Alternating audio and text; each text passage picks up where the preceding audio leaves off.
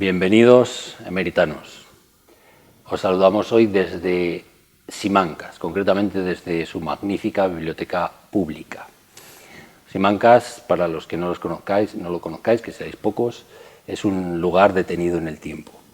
Es el lugar del archivo famoso, es el lugar de las 7 mancas, pero lo que nos ha traído aquí hoy no es tanto la ciudad o el pueblo, la hermosa villa, como la persona que nos acompaña y la vinculación que esta persona ha tenido con la histórica localidad. Cuando escuchamos la palabra arqueología, normalmente nuestros ojos, sobre todo los de mi generación, se van a un hombre, digamos así, con aspecto de explorador, con un látigo en la mano, con pinta de actor de Hollywood. No sé por qué será, pero es así.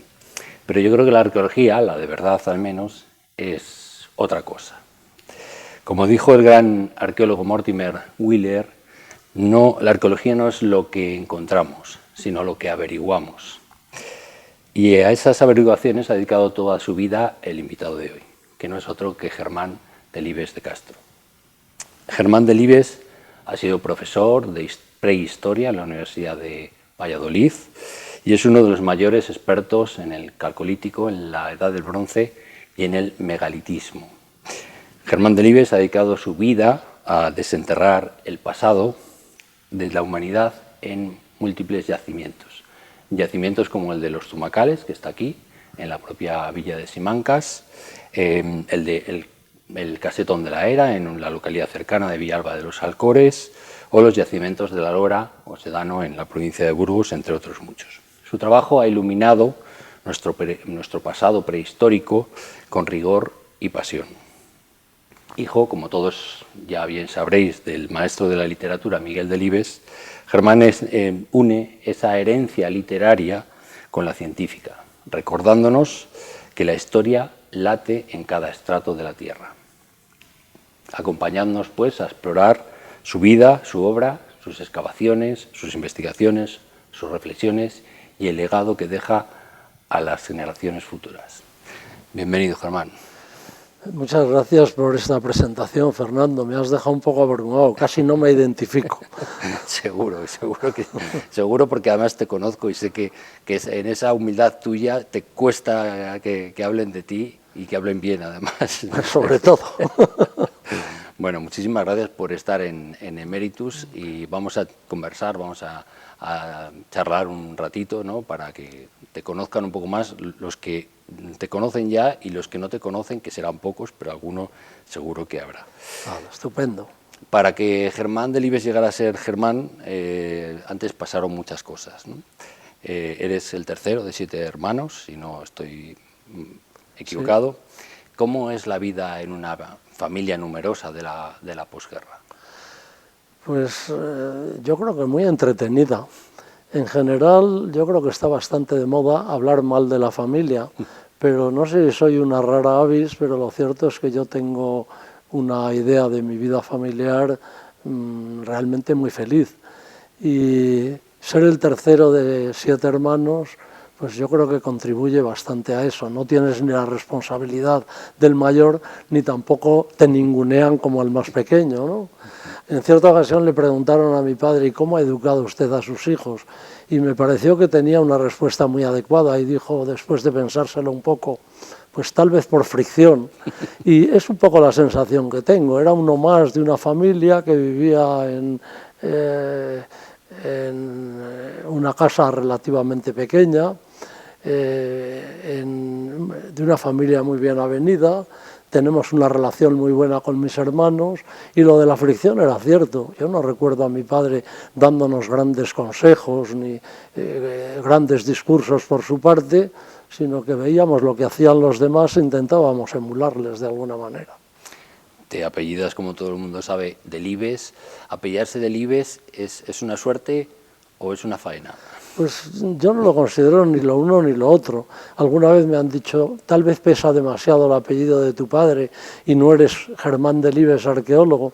Me considero hijo de Miguel Delibes, no me pesa nada, desde luego, y al mismo tiempo estoy seguro de que mis alumnos me identifican como Germán Delibes, arqueólogo.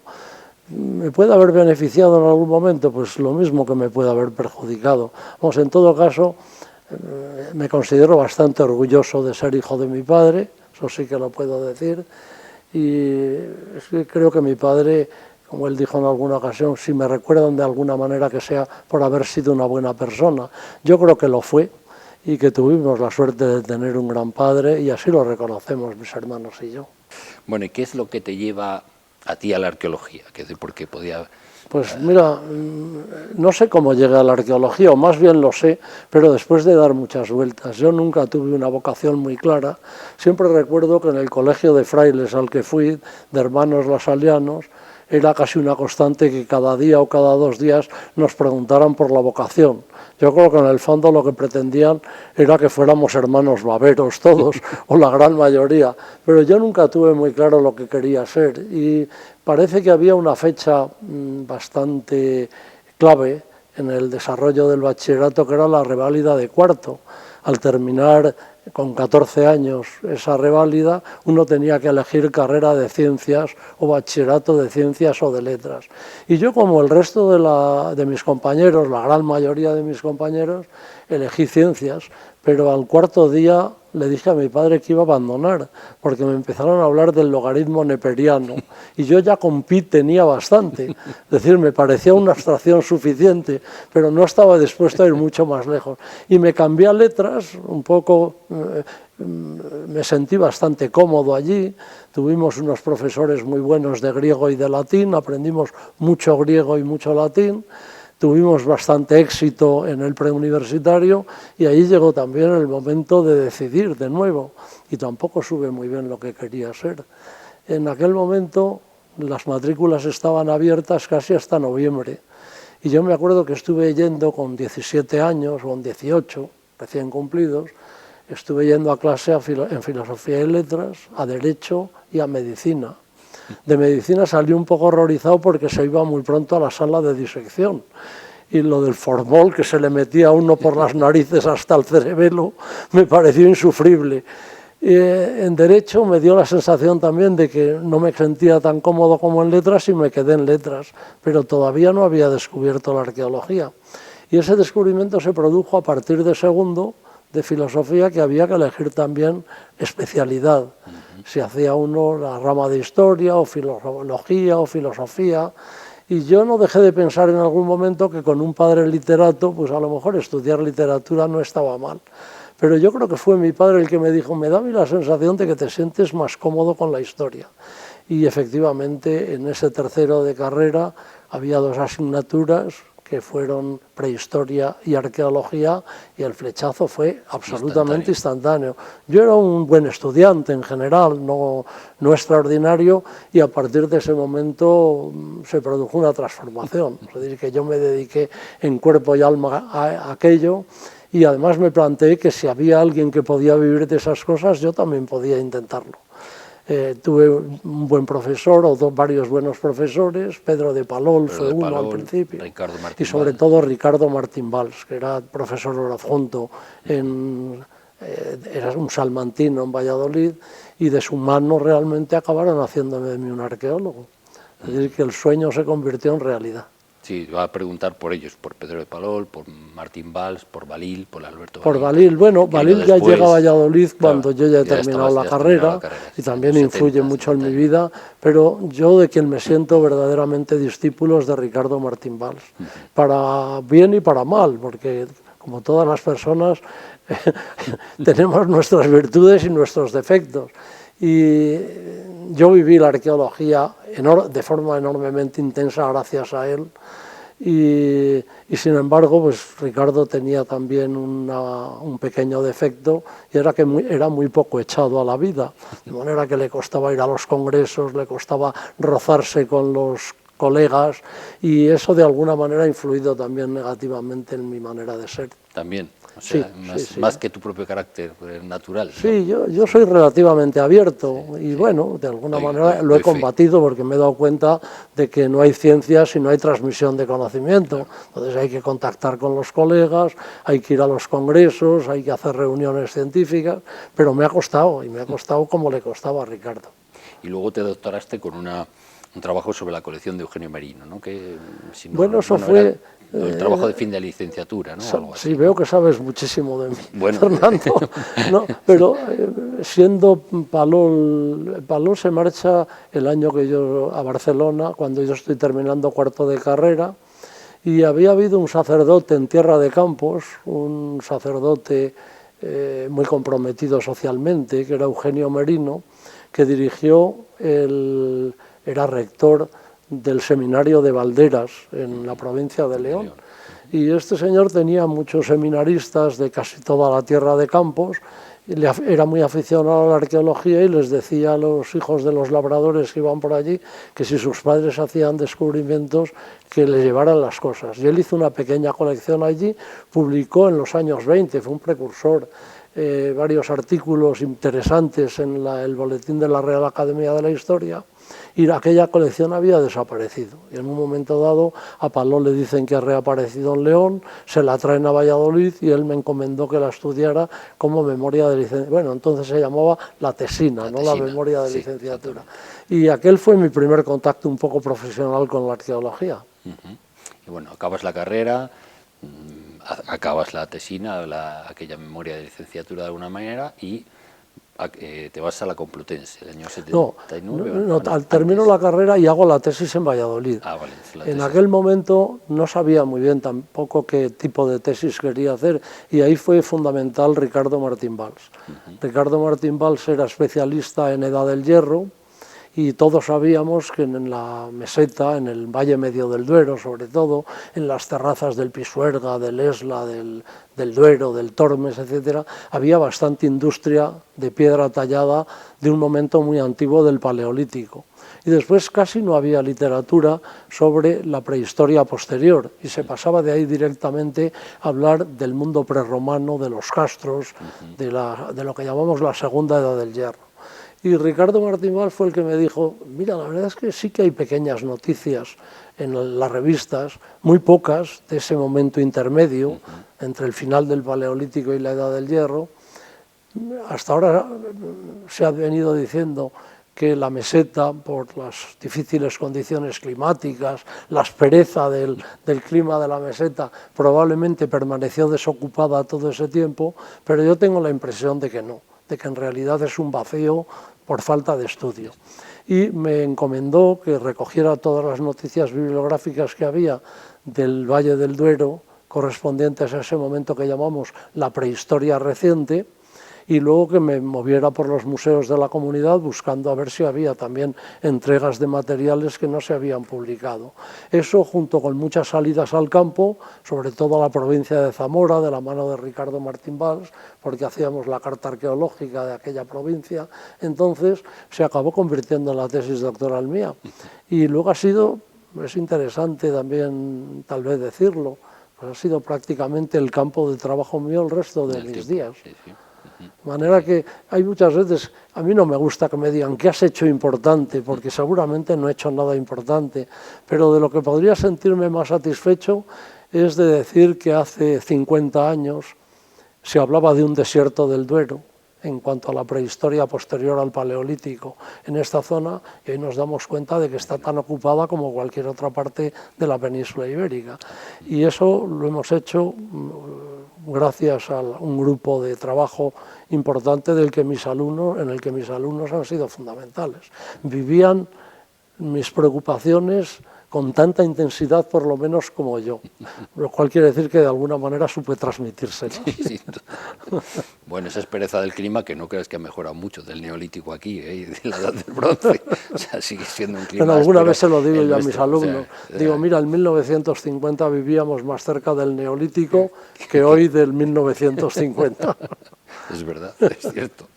Bueno, y cuéntanos, te preguntaba antes, cuéntanos un poco cómo fue ese paso después por la Complutense, año 79, Córdoba, año 83, y vuelta a Valladolid, creo que en el 86. En Valladolid había muy poca tradición de estudios de arqueología prehistórica. Casi todo lo que se hacía, Palol, Balil, como antes tú decías, había sido también Abasolo y también Carmen García de Merino se dedicaban a la arqueología romana.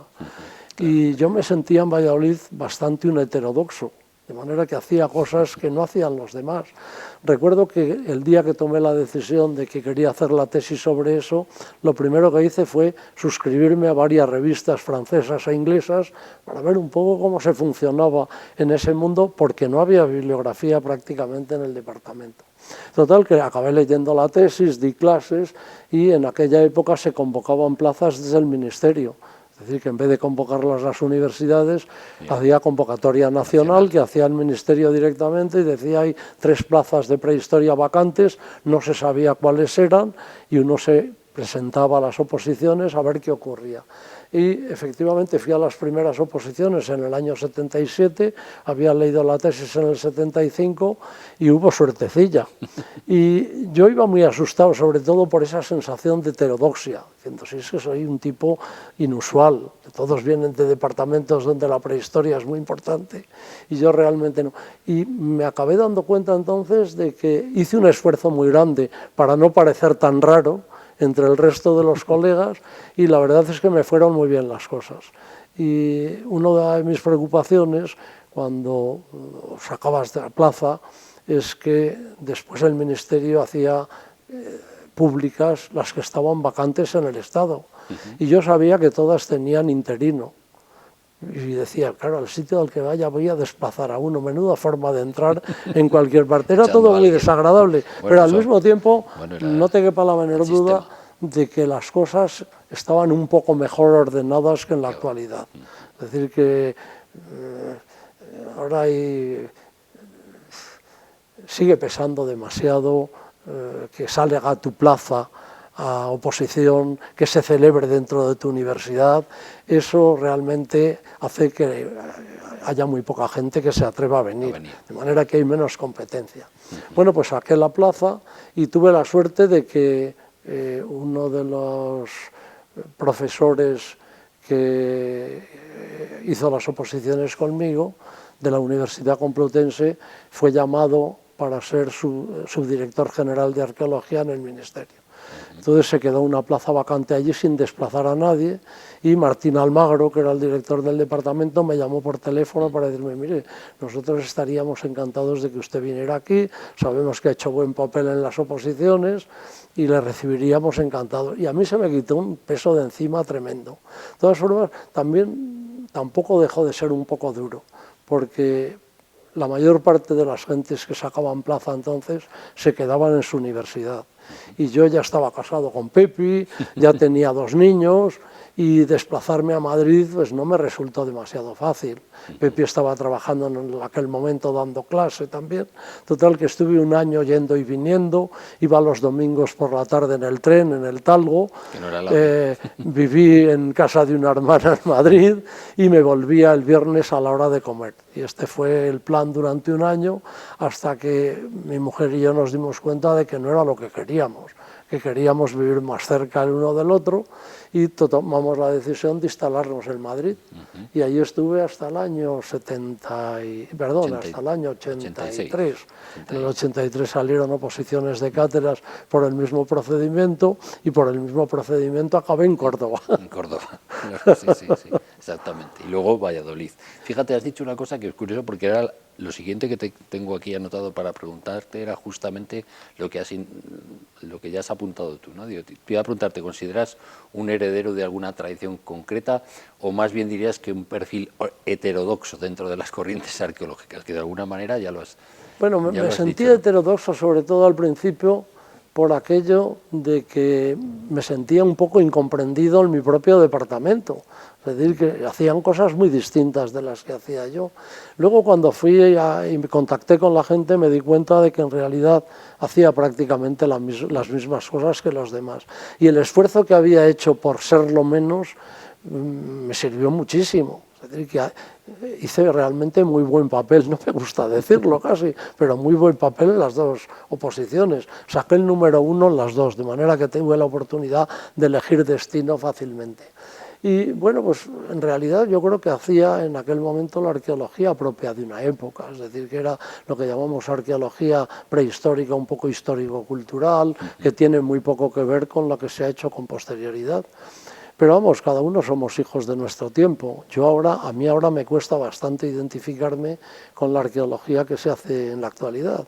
En aquella época teníamos muy pocos datos todavía, se hacía muy poca arqueología de laboratorio, que ahora se hace muchísima, el ADN en la arqueología, los análisis de dieta, los análisis sobre movilidad, en fin, no tiene nada que ver con lo que yo hacía en aquel momento. Y en aquel momento, con menos datos, lo que hacíamos era más caldo de cerebro, éramos más teóricos, tendíamos más bien a hacer visiones generales, a hacer lecturas de carácter general. Hoy no, hoy se dice el ADN de la señora enterrada en una tumba del siglo XV a.C. en Dinamarca, que le permite a uno conocer que tenía un pariente en Grecia, por ejemplo, ¿no? Pero falta un poco de esa sustancia general, de esa teoría general que yo creo que falta. Y eso tiene un poco que ver, fíjate también, Fernando, con que han aparecido recientemente ya grados directos específicos de arqueología. Los hay en la Universidad Autónoma de Barcelona, lo hay en la Complutense de Madrid, yo creo que lo hay en Granada también, y los va a haber en más sitios. Pero en los demás lugares sigue siendo una disciplina que se estudia dentro del grado de historia, pero a mí me parece que los conocimientos que uno adquiere como historiador sirven para cualquier época del proceso histórico, y eso nos da una envoltura que también tiene un valor, que duda cabe a la hora de hacer una lectura de los datos arqueológicos. Y la arqueología, ¿tú crees que yo creo que ha evolucionado mucho en las últimas décadas, y quizá en el último siglo, ¿no? Ya hemos pasado de una arqueología, digamos, de lo grande, de aquellas excavaciones de Troya, de Pompeya, de Tartesos, ¿no? de los grandes, digamos, el Valle de los Reyes en Egipto, ¿no? A quizá una arqueología más de lo sencillo, más a estudiar más el detalle que la gran obra, ¿no? Yo creo que... Bueno, yo creo que eso obedece a dos razones. Una de ellas, desde luego, tiene que ver con la responsabilidad. Es decir, que el patrimonio arqueológico, a diferencia del patrimonio animal, por ejemplo, es finito, sabemos que es limitado, y sabemos al mismo tiempo que la arqueología es una disciplina destructiva, de manera que hacemos lo posible por intentar saber lo máximo que se pueda con la menor destrucción posible. Eso lo contaba muy bien un arqueólogo inglés, Paul Bank, que decía que nunca la arqueología había dado tanto con tan poco, o por tan poco desastre patrimonial. Y es que es verdad, con unos centímetros cúbicos de sedimento de un yacimiento podemos conocer hoy ADN, podemos conocer la vegetación que había en el entorno, podemos conocer el clima, en fin, podemos conocer muchísimas cosas con muy poca destrucción. Y esa es la razón, de alguna manera, por la que se propende a ese tipo de trabajo. Lo que antes te comentaba, con un solo pelo, un cabello de la edad del bronce, pues se puede acabar escribiendo un libro. Uno puede saber si lo que comía aquel individuo, el ADN que tenía, las relaciones familiares, si se había drogado o no se había drogado, en fin, muchas cosas. Esto es un poco lo mismo que con un fragmento de cerámica. Con un solo fragmento de cerámica podemos conocer tecnología de la alfarería de la época, podemos conocer por las decoraciones también las tendencias simbólicas que había en el momento, podemos saber si es un producto local y se ha realizado con barro de algún barrero próximo o si por el contrario es un material importado. Tiene mucho que ver, evidentemente, que hoy somos capaces de ordeñar la evidencia, dicen los ingleses, milking the evidence, mucho mejor de lo que se hacía tiempo atrás. Entonces había que abrir mucho campo para intentar conocer algo, y ahora con pequeños detalles o con estudios de detalle podemos conseguir pinceladas bastantes para conocer realidades del pasado. Fíjate que al principio te decía, un poco en plan de broma, cuando hacía la presentación, hablaba de ese personaje Indiana Jones, ¿no? Sin mencionarlo directamente, pero bueno, implícitamente, ¿no? Y ¿hasta qué punto tú crees que también, por ejemplo, eso, el cine, a través de este personaje, o ciertas, por ejemplo, historias un poco así como misteriosas, ¿no? de maldiciones, ¿no? Me estoy pensando en la tumba de Tutankamón, ¿no? y todas esas supuestas maldiciones. ¿Hasta qué punto eso ha sido incluso bueno para atraer, más allá incluso de la propia disciplina, que puede ser más excavar a pleno verano Sí. aquí en la meseta norte, con un sol de justicia? Bueno, para empezar te tengo que decir que te veo un poco anticuado. Yo hace poco, también en Sí, algún lugar donde daba una charla, en sí. algún colegio tal vez, les hablaba de Indiana Jones, y ya me advirtió un profesor que Que eso no era sabía muy quién era. viejuno, que ahora era Tadeo Jones, en Sí, realidad. exactamente. Pero es verdad que la arqueología durante mucho tiempo se ha identificado con paisajes exóticos y tal, y bueno, pues eso lógicamente ha venido un poco a menos. Es curioso porque todavía hay bastantes iniciativas de excavación en el extranjero. Yo trabajo ahora para una fundación de Barcelona, que se llama Fundación Palarc, que tiene como finalidad fundamental incentivar las excavaciones españolas en el extranjero. De manera que no puedo decir que cada arqueólogo excava en su pueblo, pero por regla general nos hemos dado cuenta de que hay campo de trabajo, todo el que se quiera, e igual de interesante que el que pueda haber a 5.000 kilómetros de distancia. Es decir, que eso ha cambiado mucho. A lo mejor podemos tener la suerte o la desgracia de que es un patrimonio arqueológico menos vistoso, tal vez, pero no menos interesante de ninguna manera, claro. Antes mencionabas eso, como ahora desde un simple cabello nos puede dar muchísima información sobre toda una era o sobre toda una etapa, ¿no? ¿Y hasta qué punto han sido decisivas? Supongo que lo han sido mucho, modernas técnicas como la fotografía, bueno, modernas ya no tanto, pero la fotografía aérea, el carbono 14, los escáneres, los visores SIGPAC, todos esos han hecho evolucionar mucho la arqueología. Pero ¿tú crees que, por ejemplo, la inteligencia artificial va, no sé si estás muy familiarizado con ella, pero ¿tú crees que puede pues la mejorar? verdad es que no lo sé, y además tengo un poco de tirria la inteligencia artificial. No sé por Ya qué lo para suponía. empezar, soy de los que se pone nervioso cuando antes ponías una palabra en Google y automáticamente te salía una entrada pero ahora no, ahora la inteligencia artificial ya se permite el lujo de hacerte un discurso sobre la palabra sin que tú se lo estés pidiendo. Yo me imagino que efectivamente será inevitable que la inteligencia artificial acabe entrando en la arqueología, y es probable, puesto que es muy importante en arqueología tener hipótesis de trabajo. Uno no puede ir al campo a excavar por excavar y con la idea de decir a ver qué descubro, sino que van lógicamente en la mayor parte de los casos con preguntas previas, pensando que en ese yacimiento las puede contestar. Yo creo que para la formulación de hipótesis la inteligencia artificial podrá ser valiosa, pero vamos, no me veo yo de momento en ese mundo. Incluso creo que me apiado un poco de los arqueólogos del futuro, que puedan tener que depender de esas cosas. Esas cosas. En eso me siento viejo. Me sigo sintiendo arqueólogo, pero en relación con De la este vieja planteamiento tuyo, auténticamente pasado de moda completamente. Yo no sé hasta qué punto, es verdad que va a influir en muchas cosas la inteligencia artificial. Otra cosa es que sí que no sé, soy perfectamente capaz de darme cuenta de la importancia que tienen todos estos avances de los que estás hablando. Es que las cosas han cambiado extraordinariamente. Me acuerdo que el viejo y famoso arqueólogo australiano Gordon Childe, este hombre hablaba de una Europa prehistórica llena de relaciones entre pueblos, desplazamientos, pero el pobre lo hacía prácticamente sin datos.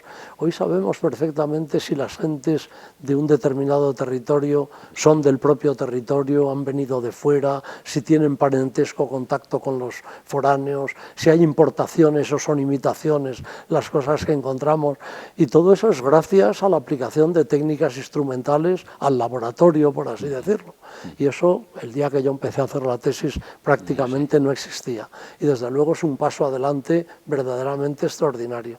Pero vamos, lo de la inteligencia artificial me sitúa ya en una órbita en la que no me encuentro cómodo. estratosférica. Vamos a dejarla de lado de momento. Bueno, ¿y cómo crees tú que está la arqueología en el momento actual? ¿Está bien considerada? ¿Se le ayuda desde el espacio institucional, desde las administraciones? ¿O sigue teniendo que luchar contra gigantes como son por supuesto las constructoras, que no sé si son el gran enemigo o el gran amigo del arqueólogo, ahora los molinos estos, los aerogeneradores que se sitúan en sitios donde no sé si tienen que hacer catas arqueológicas antes de instalarlos, no lo sé. ¿Tú crees que, cómo está el panorama o cómo lo ves tú? Bueno, hombre, hay muchas ópticas, ¿no?, desde la que se ve la arqueología. Desde luego, desde el punto de vista de la atención del público, la arqueología está exorbitante, vamos, está magnífica. Nunca ha habido tanta demanda de arqueología por parte de la sociedad. Es muy impresionante ver cómo al principio eran solo algunos periódicos los que incorporaban arqueólogos o conocedores de la arqueología a sus redacciones. Ya en las cadenas de televisión, en los periódicos de todo tipo, prácticamente no hay día que no haya noticia arqueológica. A mí me llama la atención que los periodistas del País, de La Vanguardia, del Grupo Correo, están pendientes de lo que se publica en las mejores revistas arqueológicas para recoger el último grito. Es decir, que en ese sentido, desde luego, la arqueología vive una auténtica edad de oro.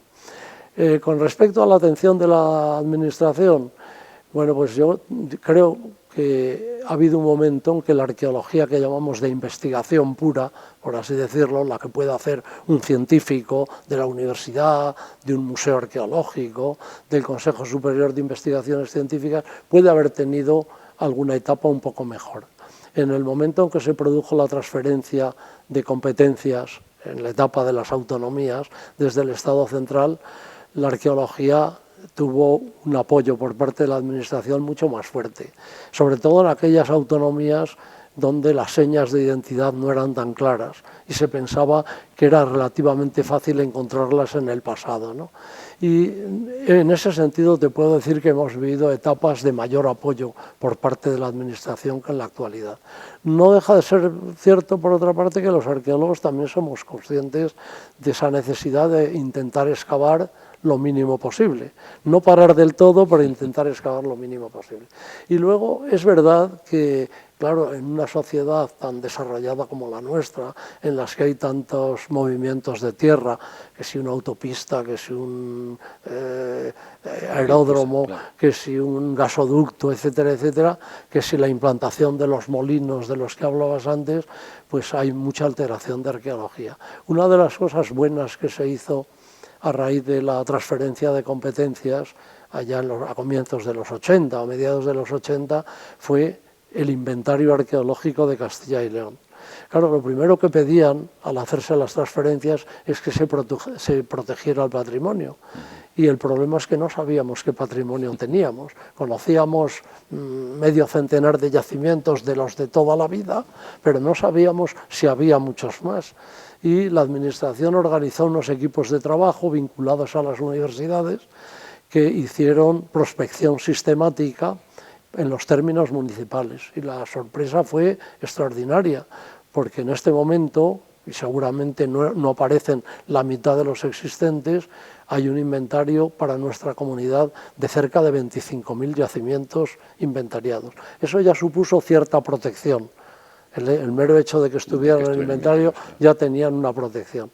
Y bueno, pues cada vez que se produce una afección patrimonial, a veces se produce en un lugar desconocido, pero en otros casos, cuando el parque eólico se va a hacer en un sitio donde hay indicios reconocidos, la Administración obliga a la empresa correspondiente o le niega el permiso por considerar que la afección puede ser demasiado grande, o por el contrario obliga a que haya una actuación previa, que son unos sondeos para conocer la realidad de lo que se va a afectar, y luego, si aquello es llevadero, obliga a que haya un seguimiento arqueológico de la obra, de una gran intervención.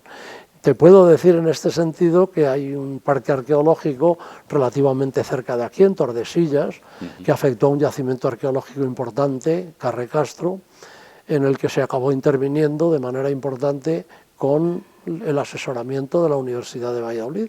Yo fui el responsable y esta mañana estaba, sin ir más lejos, corrigiendo pruebas de un grueso volumen de 600 páginas que trata de la intervención, con muchos análisis también relacionados con hallazgos producidos en el sitio, y puedo decir efectivamente ha producido una afección en el lugar, pero al mismo tiempo que ha generado mucha información. Gracias a eso, la cultura a la que corresponde la ocupación del sitio, que llamamos de Cogotas I, va a ser mucho mejor conocida de lo que lo era con anterioridad. Me he quedado con una cosa que has dicho antes, y es a propósito de la arqueología actual. Decías, bueno, no estamos a lo mejor en el mejor momento, ¿no? No, pero cuando quiero decir que no estamos en el mejor momento, tal vez lo que he querido decirte es que a lo mejor no tenemos tanto apoyo como... Sí. Bueno, te lo puedo explicar todavía más. Sí. Existió en un determinado momento una convocatoria general de arqueología, de manera que quien quería hacer una excavación hacía una solicitud justificando dónde quería excavar, por qué quería excavar, qué quería reconocer y solicitando incluso un apoyo económico. Y había un consejo de arqueología. Y ese consejo de arqueología daba su opinión, pasaba a los políticos y los políticos luego tomaban las decisiones que fueran. Y ha desaparecido la convocatoria de arqueología y ha desaparecido el consejo de arqueología. De manera que hoy se excava un poco a salto de mata, tal vez diría. Si uno tiene la posibilidad de acercarse al director general de Patrimonio y contarle un proyecto y a él le parece que está bien, pues perfecto, pero vamos, no existe el cauce legal y ordinario, digamos, para intervenir en arqueología. No hay un plan. Ya había entonces, sí. Bueno, hablemos un poco también de tu faceta, digamos, docente. Yo he hablado con muchos alumnos, no he sido alumno tuyo porque no estuve en historia, pero... De esa libraste. De esa libré, pero sí que he hablado con muchos alumnos y muchos compañeros que fueron alumnos tuyos y que conservan una imagen tuya de gran profesor. Vaya. ¿Lo has sido? No, he sido profesor. Ha sido un gran profesor. De tamaño medio. No, yo creo que ha sido un gran profesor porque todos coinciden en eso, ¿no? Y me llamaba mucho la atención, ¿no? Tenías esa fama de gran profesor en la Universidad de Valladolid. Algo tendrá el agua cuando la bendices. Bueno, no sé si habré sido un gran profesor, probablemente no, pero lo que sí que te puedo decir es que sí que he hecho un enorme esfuerzo por intentar estar a la altura de las circunstancias. Empecé dando clase desde muy pronto. El primer año que terminé la carrera me encontré con una sorpresa desagradable. Bueno, la agradable es que me contrataba a la Universidad de Valladolid como ayudante, y la desagradable que se repartía la docencia y lógicamente se repartía en función del rango y de la antigüedad. Y al final llegué y me di cuenta de que tenía que dar 3 asignaturas, 2 de las cuales no las había cursado nunca, de manera que tuve que ponerme a preparar. Y siempre he tenido un poco de complejo de que había que trabajar mucho e intentar dar lo mejor posible de uno para salir vivo de aquello. Y eso, bueno, pues tiene su parte buena y su parte mala. La parte buena es que tienes que trabajar mucho, que no duermes pensando en la vergüenza torera de tener que ir a dar clase al día siguiente, y la vertiente buena es que es evidente que con mucho trabajo las cosas acaban saliendo mejor. Pero es verdad que con el paso del tiempo me acabó entusiasmando la idea de dar clase. Y en el momento en que me jubilé nunca lo supuse, tal vez. Siempre pensé que echaría de menos más la investigación, pero echo mucho más de menos no dar clase que investigar. Bueno, de investigar al fin y al cabo lo sigo haciendo. Pero vamos, me ha gustado mucho la docencia y todavía disfruto cuando algún antiguo alumno, actualmente profesor en la universidad, se va de congreso o se tiene que ir a algún sitio a pasar una semana y me pide que actúe y que le sustituya. Sí, realmente he disfrutado mucho. Hace poco me encontré con una alumna en Madrid. Estas cosas en la calle te paran y las alumnas no se dan cuenta de que tú no te puedes acordar de los 40.000 alumnos que han pasado por tus manos, pero ellas sí se acuerdan del profesor. Y me miraba y me decía, saqué matrícula con usted, ¿no se acuerda? Digo, me resultas muy familiar, pero realmente lo estoy pasando mal. Y me dijo una cosa que me hizo mucha gracia. Dice, nosotros nos dábamos cuenta de que a usted le gustaba venir a dar clase. Digo, ¿y en qué lo notabais? Dice que al subir a la tarima, en vez de subir trabajosamente para alzar una veda, daba un saltito para llegar directamente a la mesa. Pues es verdad que he ido siempre muy contento y nunca me he quejado de tener excesiva carga docente. Nunca he querido, por ejemplo, tener año sabático. En el fondo, por el miedo, sí que he tenido la sensación de que viendo los ojos expectantes de los alumnos y que esperaban algo de ti, de llegar a casa diciendo, pues algo bueno he hecho. Es decir, que no he tirado el día en absoluto. Y siempre he pensado, después de un año de no hacerlo, a lo mejor se me caen los palos del sombrajo en la cabeza. Creo que lo necesitaba como gasolina para mi vida universitaria y mi vida personal. Y como profesor emérito, ¿qué legado crees que dejas en esos alumnos y en la arqueología castellana y leonesa? Pues yo creo que lo más importante es algo que yo creo que te he dicho antes, es que he tenido la sensación, en los últimos años un poco menos, pero he tenido la sensación de que mis alumnos participaban de mis mismas inquietudes, es decir, que fui capaz de trasladárselas. Pero sobre todo, fíjate, esto ocurrió, ¿no? Lo reconozco perfectamente. Yo vuelvo a Valladolid desde Madrid en el año, me parece que es en el año 85, 86, y llego al departamento en el que me había formado, en el que había estado, y la enseñanza en aquel momento era una enseñanza de historia con especialidades, y los departamentos eran muy distintos de lo que son en la actualidad. Los departamentos eran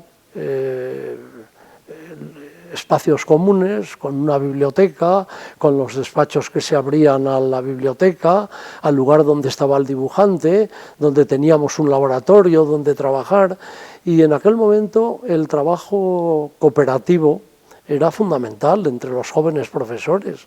Es que teníamos que hacerlo absolutamente todo. Yo me acuerdo, pues había que vigilar, había que hacer vigilancia en la biblioteca, había que atender a los alumnos, que eran alumnos de especialidad, que ocupaban la biblioteca, había que meter mesas de fuera, era una cosa verdaderamente espectacular.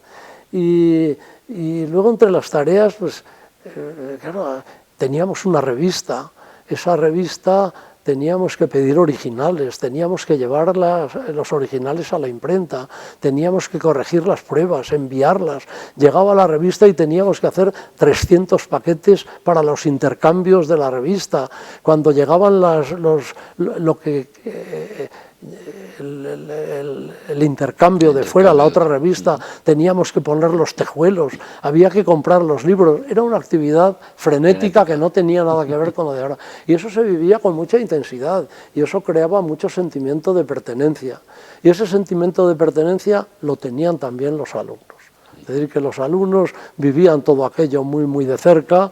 En aquella época también el catedrático de prehistoria y de arqueología del distrito universitario tenía a su cargo lo que se llamaban las excavaciones de urgencia. De repente desde Madrid te llamaban diciendo hay que ir a intervenir a aquel lugar porque sabemos que hay una excavación clandestina y tenemos que frenarlo. Y los alumnos participaban de todo eso.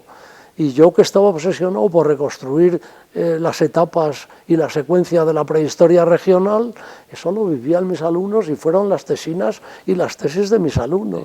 De manera, yo reconozco que esa etapa del 85 al 2000 aproximadamente, yo creo que fue la mejor etapa universitaria. Y yo creo que los alumnos de esa época fueron también los mejores que tuve. Sí, participaron de todo aquello. Es decir, que en el fondo ellos ya se veían, siendo alumnos de tercero, se veían ya un poco profesionales de la cosa.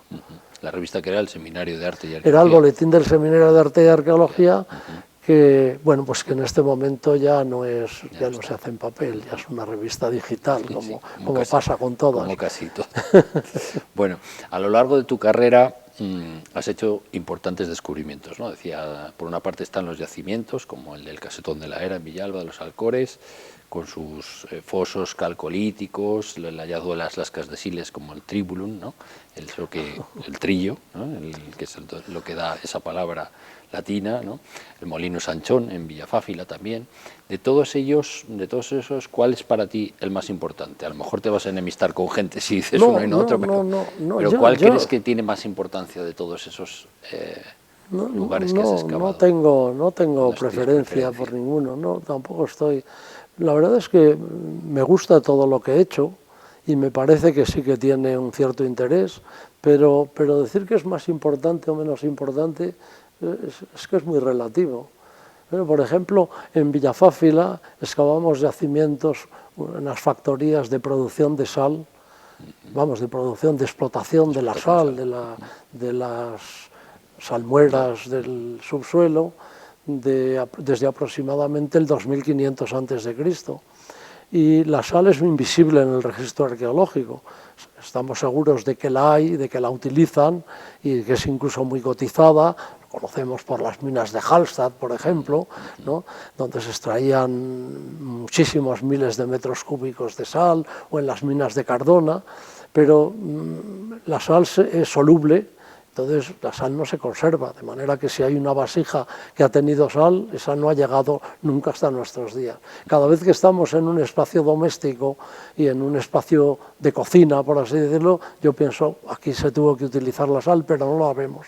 Y al final la hemos acabado viendo en los espacios de producción, en los lugares donde se produce.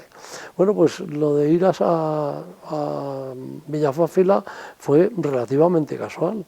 Todos sabíamos lo importante que había sido esa región o esa comarca que se llamaba de Lampreana a partir del siglo X después de Cristo. Sabemos que se explota en el siglo XI, en el XII y en el XIII. Hay una explosión de actividad salinera allí. Las salinas de Villafáfila aportan la sal de todo el cuadrante noroeste de la península ibérica. ¿Y eso por qué? Porque es el único salín que hay en 200 kilómetros a la redonda. Y nos dio por pensar que esa misma circunstancia estratégica tenía que haberse dado de la misma manera en la prehistoria. Entonces nos dedicamos a prospectar en los alrededores de la laguna. Detectamos que había una concentración de yacimientos prehistóricos completamente inusual, 10 veces más alta que la que había en el resto de la provincia de Zamora.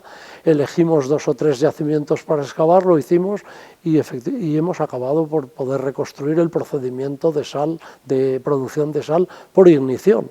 Lo que hacían era simplemente unos pozos, sacaban la salmuera, la enriquecían con costras de sal que quedaban en la superficie del suelo, producidas por la evaporación del sol. Simplemente las pasaban por unos filtros, las limpiaban y después en pequeños recipientes los colocaban encima de unas parrillas, de una especie de parrillas, y las sometían a un fuego lento que hacía que se precipitara la sal en las vasijas.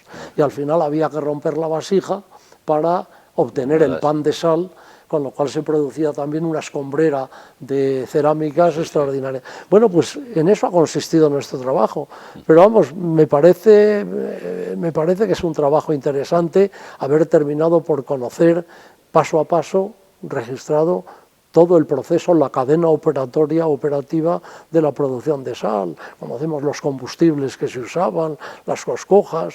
Es muy probable que se produjera la desaparición de la superficie forestal de la zona, precisamente como consecuencia de la necesidad de obtener combustible. Lo mismo que pasa en la Edad Media, que sabemos que tienen que ir a buscar combustible, van en barca a buscarlo al otro lado del Esla. En fin, acabas aprendiendo cosas y todo eso es pues muy satisfactorio, que duda cabe. Pero vamos, es una de las cosas.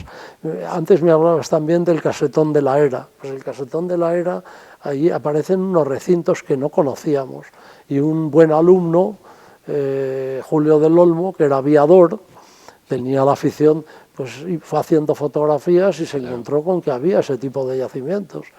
Y al final nos dimos cuenta de que coincidían con los lugares que sabíamos por el inventario arqueológico que eran de la Edad del Cobre, de hacia el 3000 a.C.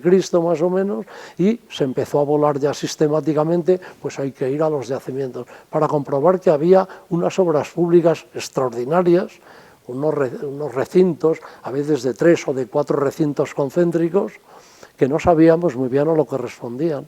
Bueno, pues luego hemos llevado a cabo excavaciones en el casetón de la Era para darnos cuenta de que eran lugares de habitación. Pero la gran sorpresa ha sido comprobar que los fosos no estaban defendiendo o perimetrando el lugar de habitación, sino que son la consecuencia de la destrucción de los poblados. Es Es decir, que una vez que se abandona el poblado, se hacen los fosos y se convierte el lugar en un sitio ceremonial, en un lugar simbólico.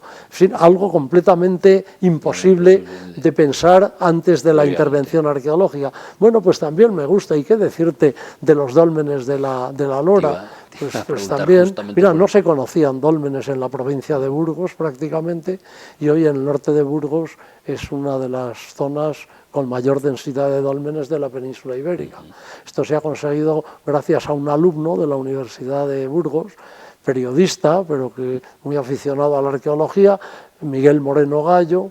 Cuando salía de la delegación del gobierno en Burgos, donde trabajaba como jefe de prensa, salía con un bocadillo y venía a las excavaciones nuestras y se pasaba la tarde con nosotros. Me sorprendió un día diciendo: estoy estudiando historia en la UNED, pero me sorprendió más que el día que terminó historia dijo: quiero hacer una tesis doctoral sobre megalitos burgaleses, y la acabó haciendo sobre megalitos y sistemas de información geográfica para ver qué condicionamientos ambientales, ecológicos y geográficos había para los dólmenes, y este hombre, gracias a su trabajo, acabó descubriendo 400 dólmenes en 5 años, saliendo prácticamente todos los fines de semana a buscar estas evidencias. Es interesante también como experiencia porque es muy probable que en bastantes sitios donde hoy consideramos que no hay determinados tipos de yacimientos, los haya, aunque realmente todavía no los hayamos localizado. Claro, que es lo que pasó, por ejemplo, aquí en los Zumacales también en su momento, claro, o eso, como has dicho. Con los Zumacales ocurrió una historia curiosa, y es que un individuo que era ingeniero industrial de Valladolid, que luego se estableció en Bilbao, trabajó en los talleres de Renfe, este hombre era muy amante de la naturaleza y salía a pasear con los amigos estudiantes y dio con lo que él creía que era un dolmen, y se publicó en el boletín del seminario una noticia, pero realmente nadie lo acogió con demasiado optimismo, nadie se lo creyó demasiado. Y lo que ocurrió, ni siquiera yo mismo, aparece en mi tesis citado, en la tesis como uno de esos yacimientos raros de esa prehistoria reciente, pero realmente solo se le prestó atención a raíz de que a comienzos de los años 80 se hizo la concentración parcelaria de aquel lugar y empezaron a aparecer los restos arqueológicos importantes que contenía. Y ya a partir de ahí, a través de esas excavaciones arqueológicas de urgencia de las que te hablaba, se pudo intervenir, lo hicieron alumnos míos también, y hemos conocido ya lo que significa. Es un yacimiento raro, porque le hablamos de un dolmen, del dolmen de Simancas, pero en realidad tiene una estructura singular, que no es, los dólmenes son una especie de casas de muertos, con grandes piedras verticales, los ortostatos, que delimitan una cámara y tienen una cubierta, y en este caso las grandes piedras se disponen horizontalmente, apaisadas, por así decirlo, y sospechamos que, por los detalles de una tumba bastante similar del norte de Palencia, de la zona de Osorno, que es probable que tuvieran una cubierta de barro, es decir, que fuera una arquitectura de barro, levantada sobre un basamento de piedra. Pero para lo mismo, en el fondo, para alojar los cuerpos de los difuntos de una población que vivía en esta zona. ¿Y cómo, supongo que también estará estudiado, pero cómo es posible que sin maquinaria, ¿no?, pudieran levantar aquellas enormes losas de piedra, ¿no? Bueno, eso que dicen de Stonehenge, que es una cosa hecha por extraterrestres, ¿no? La verdad, no está hecha por extraterrestres. El doctor Jiménez del Oso decía que lo habían hecho los extraterrestres. Claro, por eso te lo Nosotros, digo. si somos un poco más coherentes, tenemos que pensar que lo hacen con energía exclusivamente humana. Y digo exclusivamente humana porque en la época de la construcción de los dólmenes todavía no era muy normal en la península ibérica la utilización de los bueyes o de los bueyes, todavía el caballo no estaba domesticado, como fuerza de tracción. De manera que, bueno, pues lo hacían como lo hacían. Hay un arqueólogo francés que se llamaba Jean-Pierre Moen, pero está retirado también, es de mi edad, naturalmente, y este excavaba un dolmen en Bougon, relativamente cerca de Poitiers. Hay una necrópolis megalítica, y uno de los dólmenes de Bougon tenía piedras de cubierta que eran de un tipo de caliza de la región y él calculó por el volumen y por la densidad que pesaba unas 34 toneladas aproximadamente. Y veía que la cantera de Exudún, que estaba a 5 kilómetros, pues había que traer desde la cantera de Exudún esto. Y era un hombre con buen sentido del humor y bien recibido por la gente del entorno, y el día que terminó las excavaciones dijo que invitaba a todos los vecinos de los alrededores a una merienda. Y hubo allí efectivamente un picnic en el campo con bastante vino, pero con una sorpresa añadida. Y la sorpresa añadida es que este señor había llevado allí unos rodillos de madera, unos troncos de madera, había colocado encima de los troncos de madera una losa de 34 toneladas y llevaba unos atalajes de cuerdas también. Y él fue viendo qué energía humana hacía falta para poder mover la piedra de 34 toneladas. Y hicieron falta 300 individuos. Bueno, pues esa era la ingeniería megalítica, no nos engañemos, no era otra cosa. Pero hubo otras enseñanzas añadidas. Claro, 300 individuos adultos, que pudieron ser de los dos géneros, eso ya no puedo entrar, son una población ya bastante considerable. Y en los alrededores de los dólmenes no existía ningún yacimiento de habitación que pudiera haber alojado una población de ese tipo, lo cual nos hizo pensar que los dólmenes se construían con un esfuerzo colaborativo también de gentes o cooperativo con gentes ajenas. Es decir, que eso lo decía un arqueólogo inglés que se llamaba Colin Renfrew, decía esto debía ser como en el Pacífico. El individuo que se iba a enterrar en una tumba monumental hacía un gran picnic también, invitaba a todos, se gastaba prácticamente todo lo que tenía, pero al final les convencía de que le tenían que hacer el monumento sepulcral. Bueno, ¿y qué crees que queda? Bueno, en todo caso verás que es que los arqueólogos nos entretenemos mucho. No, es muy entretenido, pero mucho además, ¿no? ¿Qué queda por descubrir todavía? Bueno, seguro que queda mucho, pero de la prehistoria en Castilla y León, por ejemplo. Hombre, quedan muchas cosas por descubrir, pero sobre todo somos conscientes de la dificultad de conocer muchas cosas de épocas de las que conocemos bastante. Sobre todo los arqueólogos tenemos una limitación muy importante. Eso lo decía un arqueólogo inglés ya en los años 50, se llamaba Christopher Hawkes, y él hablaba de la escala de inferencia. Y decía, es muy fácil conocer la cultura material de una época, lo que hacían, porque los cacharros son el legado que nos llega.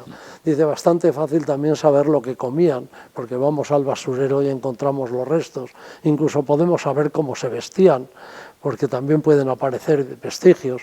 Dice, pero será bastante difícil al final conocer lo que pensaban y conocer sus creencias, por ejemplo. Y bueno, efectivamente es un gran problema. Hace poco nuestro amigo común Joaquín Díaz celebró un simposio sobre cultura inmaterial en Urueña. Y me invitó a que fuera efectivamente a dar una ponencia para que hablara sobre el asunto. Y yo le dije, ¿pero qué tiene que contar de estas cosas un arqueólogo? Si solo te puedo hablar de las dificultades que tenemos para acceder a la cultura. Dice, pues precisamente eso. Y bueno, pues es algo que yo les digo siempre a mis alumnos, por ejemplo. Me gusta contarles. Me parece que es muy importante contar también las carencias que tenemos, las debilidades de la disciplina. Digo, mirad, hace 140 años, un individuo santanderino, el señor de Sautuola, descubrió la cueva de Altamira con su niña María y tuvo muchas dudas de que fuera o no fuera paleolítica. Él pensó que sí, y así lo dijo, pero los investigadores franceses estaban a la cabeza de los estudios del Paleolítico, no se lo creyeron hasta exactamente 13 años después, ¿no? Bueno, hoy ya nadie duda de eso y hoy sabemos mucho de las pinturas de Altamira, sabemos perfectamente su cronología porque podemos datar los pigmentos.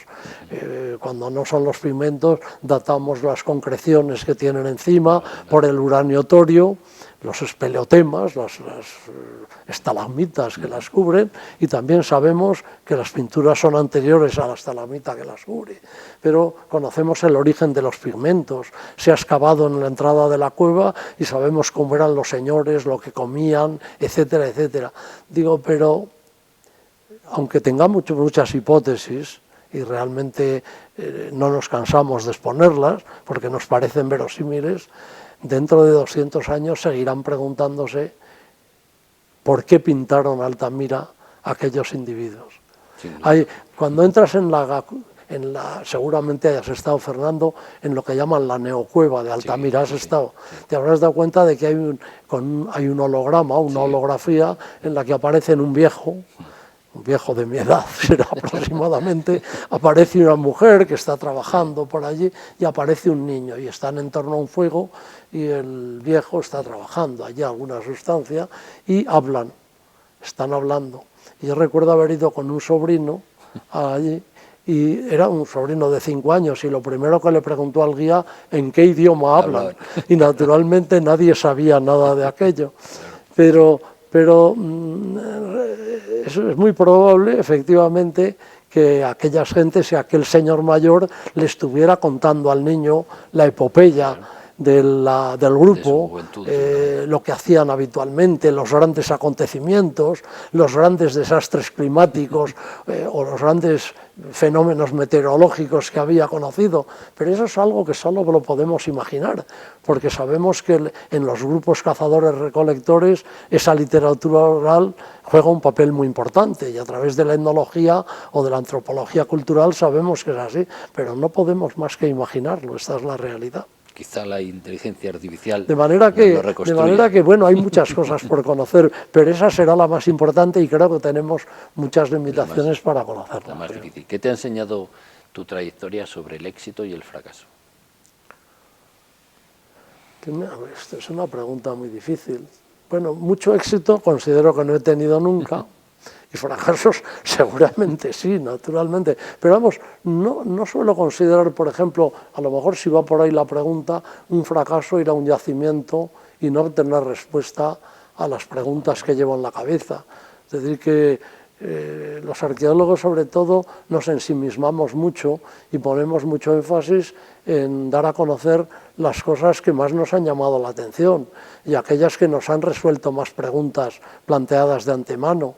Pero es bastante frecuente también, hay mucho trabajo anodino, muchas veces con muy poca información, digamos, brillante, por así decirlo, hasta que uno tiene éxito. Y eso hay que conocerlo. Yo sigo excavando, ya no soy el titular de mis excavaciones, porque en este momento ya no puedo ser titular de un permiso de excavaciones y porque ya tampoco puedo acceder a subvenciones para el... Pero antes yo llevaba a mis alumnos y ahora son mis alumnos, que ya son profesionales, los que me llevan a mí, ¿no? Y, por ejemplo, este verano pasado, y lo volveré a hacer el verano que viene, estamos excavando un nuevo dolmen en Villafría, en el páramo de Sargentes de la Lora. Bueno, pues allí nos pasamos desde las 8 de la mañana hasta la 1, y desde las 4 de la tarde hasta las 8 a pleno sol, y hay momentos en los que uno tiene la sensación de que está en el meollo del asunto, siempre estás expectante, esta es la realidad, pero no siempre se producen los hallazgos apetecidos. Y en algunas ocasiones acabas dándote cuenta, después de 10 días excavando en las condiciones duras, que en realidad has estado excavando un yacimiento que ha estado completamente revuelto porque ha habido gente que se te ha adelantado y ha convertido aquello en un basurero. Entre encontrar las cosas como las dejan los hombres prehistóricos y encontrarte las cosas en una estantería sin más, pues hay una diferencia. El contexto es fundamental para hacer una lectura cultural de los yacimientos, para saber lo que son. Te voy a hacer 3 o 4 preguntas para terminar, breves. ¿Hay algo que harías de forma distinta si empezaras hoy? Casi todo. Casi todo. No, por ejemplo, ahora tengo muy claro, excavaría menos. Nunca excavaría un dolmen sin tener antes el compromiso de la administración de que va a haber un proyecto de restauración, de recuperación, de recreación, porque me di cuenta, ahí es cuando te das cuenta también, la arqueología es destructiva desde el punto de vista de que lo que levantas, lo que exhumas, ya no lo va a poder volver a a investigar nadie más que tú. Tienes la obligación de dejar un documento muy solvente sobre cómo están las cosas. Pero al mismo tiempo te das cuenta de que al dolmen, en la lora concretamente, le acabas dejando muy limpito de entrada, porque lo has hecho pero con el paso del tiempo aquello propende a convertirse en una ruina lastimosa. Y hoy, por ejemplo, jamás dejaría hacer una intervención, si yo tuviera la responsabilidad en patrimonio cultural, hacer una intervención arqueológica en un dolmen, si no fuera para dejarle en perfectas condiciones de visita, porque si no acabará desapareciendo. Por ejemplo, bueno, pues eso es algo que haría distinto, pero haría muchas más cosas distintas, sin duda. ¿Qué consejo darías a alguien que quisiera dedicarse a este campo, como tú? Hombre, que intentara vivir muy apasionadamente el asunto. A veces me preguntan qué recomendación se le puede hacer a alguien para bicharle en el mundo de la arqueología. Y yo me acuerdo, yo lo tengo muy claro, yo me acuerdo que mi padre, sin saber para nada que me estaba encaminando a algún sitio, a él le gustaba la arqueología, de todas formas, me subía a ver a las excavaciones, estas cosas, pero recuerdo que me recomendó muchísimo la lectura de Dioses, tumbas y sabios, el famoso libro de Ceram. El que lea Dioses, tumbas y sabios y no se enamore de la arqueología, me parece que tiene un problema. Como humanos, ¿qué pregunta importante crees que aún no nos estamos haciendo? Como humanidad, ¿no? Es decir, quizá nos tendríamos que preguntar algo. Yo creo que preguntas, tengo la sensación de que nos hacemos casi todas. Otra cosa es que luego seamos consecuentes a la hora de actuar con respecto a lo que teóricamente nos conviene, ¿no? Bueno, te lo hago de otra manera. Hemos evolucionado mucho como especie desde el Calcolítico, pero hemos evolucionado mucho. Bueno, yo creo que hemos evolucionado mucho, desde luego, desde el punto de vista técnico. Es decir, que no cabe hay quien dice, es un eslogan simplemente, que la historia del hombre es la historia de la tecnología, y en el fondo es verdad. Toynbee decía que la historia era una cadena de desafíos y de respuestas, y la mayor parte de las respuestas que damos los humanos a los problemas acaban siendo de orden tecnológico. Ahora nos dicen que hay demasiado carbono en el ambiente y que hay que hacer depósitos, ¿no?, para el carbono excesivo e intentar enterrarlo en las minas. No sé cuál es el procedimiento, pero buscamos respuestas tecnológicas. Lo que es un poco más decepcionante es que, bueno, los humanos de la época de Atapuerca tenían ya ciertas actitudes ante la vida que nosotros debíamos tener también y que descuidamos de alguna manera. Me estoy refiriendo, por ejemplo, al cuidado de los más desfavorecidos y de los más débiles. Que hace 500.000 años pudieran sobrevivir individuos con parálisis cerebral, que lo pudieran hacer los sordos cerrados, en una época en la que les podía comer un león. En definitiva, solo fue posible por los cuidados que recibían de la comunidad. Entonces, pensar que nosotros descuidamos a buena parte de nuestros conciudadanos, pues me parece una tragedia, evidentemente. Ahí hemos aprendido poco. O probablemente hemos aprendido, pero somos suficientemente egoístas como para no aplicarlo. Me quedo con eso, con la entrega a los demás, que es una cosa que hace mucha falta y que además, que te lo dé alguien que conoce también nuestro pasado, creo que es toda una enseñanza. Germán Delibes de Castro, el sabio hijo del genio, el profesor recordado, el arqueólogo curioso, el hombre sencillo, el castellano que sigue mirando al cielo como esos campesinos que lo levantan cada día, que hubiera dicho don Miguel, que sigue mirando al cielo y a la tierra, que esconde tantas respuestas, que espera aún tantas preguntas. Muchas gracias, Germán, ha sido un auténtico placer. Muchísimas gracias, has hecho que me sintiera muy cómodo. Muchas gracias. Y a vosotros, hasta la próxima. Muchas gracias.